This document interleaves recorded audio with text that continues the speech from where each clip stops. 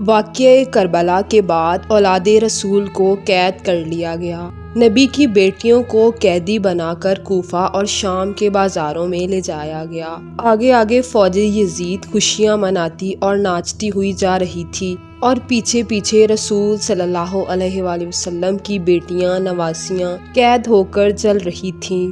فوج یزید کے ہاتھوں میں تمام شہدائے کربلا کے کٹے ہوئے سر تھے۔ 3 دن تک زمین کربلا میں شہدائے کربلا کی لاشیں بکھری رہیں۔ 13 محرم الحرام 61 ہجری کو بنی اسد کی کچھ عورتیں جب نہر فرات سے پانی بھرنے کے لیے آئیں تو انہوں نے زمین کربلا پر آل محمد کی لاشوں کو دیکھا تو رونے لگی اور اپنے خاوندوں کو جا کر کہنے لگی کہ رسول کی آل یہاں میدان کربلا میں آئی تھی، لگتا ہے یزیدی فوج نے انہیں قتل کر دیا، ان کی لاشیں بکھری ہوئی ہیں، ان کے خیمے جلے ہوئے ہیں، آؤ ہم ان کی لاشوں کو تدفین کر دیں۔ ان کے مرد کہنے لگے کہ یزید نے ان کا قتل کیا ہے، تو اگر ہم ان کی لاشوں کی تدفین کریں گے تو یہ نہ ہو کہ یزید ہمیں بھی قتل کروا دے۔ وہ عورتیں کہنے لگیں کہ تعجب ہے کہ تم رسول اللہ کا کلمہ پڑھتے ہو، اپنے آپ کو مسلمان کہتے ہو اور ان کے نواسے اور بیٹوں کے لیے اتنا نہیں کر پا رہے۔ کیا فرمایا تھا رسول اللہ نے کہ میں تم سے اجر رسالت کچھ نہیں مانگتا مگر میری آل سے محبت و مودت۔ وہ عورتیں کہنے لگیں کہ اگر تم نہیں جاتے تو نہ جاؤ، ہم سب جائیں گی رسول اللہ کے نواسوں کی تدفین کے لیے۔ جب ان مردوں نے یہ جملے سنے تو کچھ مردوں کی عزت جاگی اور وہ ان عورتوں کے ساتھ کربلا میں آئے۔ جب ان مردوں نے دیکھا تو زمین کربلا پر کسی کی لاش کا سر موجود نہ تھا اور وہ کسی کو پہچان نہ پا رہے تھے، اس لیے انہوں نے سوچا کہ ہم ایک بڑا گڈھا کھودتے ہیں اور سب لاشوں کو اس میں ڈال دیتے ہیں۔ بس وہ سب لوگ گڈھا کھود ہی رہے تھے کہ ایک طرف سے اچانک ہوا اٹھی اور ایک گھوڑا سوار آتے دکھائی دیے۔ انہوں نے سمجھا کہ یہ شاید کوئی سپاہی ہے۔ وہ سب اس گھوڑا سوار سے پوچھنے لگے کہ تم کون ہو؟ وہ گھوڑا سوار کہنے لگا میں رسول صلی اللہ علیہ وآلہ وسلم کے نواسے کا بیٹا امام زین العابدین ہوں۔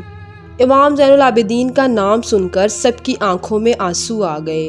بس امام زین العابدین نے رسول اللہ والی عبا بچھائی اور امام حسین علیہ السلام کے جسد مبارک کو اکٹھا کرنا شروع کیا اور اکٹھا کر کے ایک گٹھری بنا کر ایک جگہ کو تھوڑا سا کھودتے ہیں تو وہاں پہلے سے ہی ایک قبر مبارک بنی ہوتی ہے۔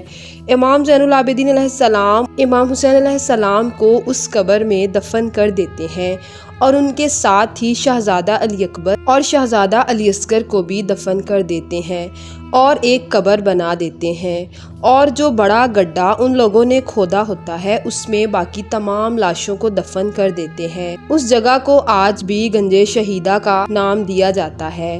بس اس وقت ایک شخص بولتا ہے کہ یہ ایک بوڑھے آدمی کی لاش ہے، اس کو تو ہم نے دفن نہیں کیا۔ تو امام زین العابدین علیہ السلام فرماتے ہیں یہ صحابی حسین ہے، ان کا نام حبیب ابن مظاہر ہے۔ اللہ تعالیٰ چاہتا ہے کہ ان کی قبر علیحدہ ہو اور جب بھی کوئی امام حسین علیہ السلام کے پاس آئے تو ان کو سلام کر کے آئے۔ بس امام زین العابدین علیہ السلام نے حضرت حبیب ابن مظاہر کو بھی دفن کر دیا۔ پھر جب سب لوگ جانے لگے تو امام نے فرمایا ٹھہرو، ابھی ایک جسم مطہر کو دفن کرنا باقی ہے۔ تو سب لوگ بولے کہ ہمیں تو یہاں کوئی اور لاش نظر نہیں آ رہی۔ امام زین العابدین علیہ السلام ان سب کو لے کر نہر فرات پر آئے تو وہاں پر ان لوگوں کو ایک بازو ملا، اور تھوڑا آگے گئے تو دوسرا بازو ملا، اور تھوڑا آگے گئے تو آپ کو غازی عباس کا جسم اقدس نظر آیا۔ بس امام زین العابدین علیہ السلام نے آپ کو وہیں پر دفن کر دیا جہاں آپ گھوڑے کی زین سے زمین پر آئے تھے۔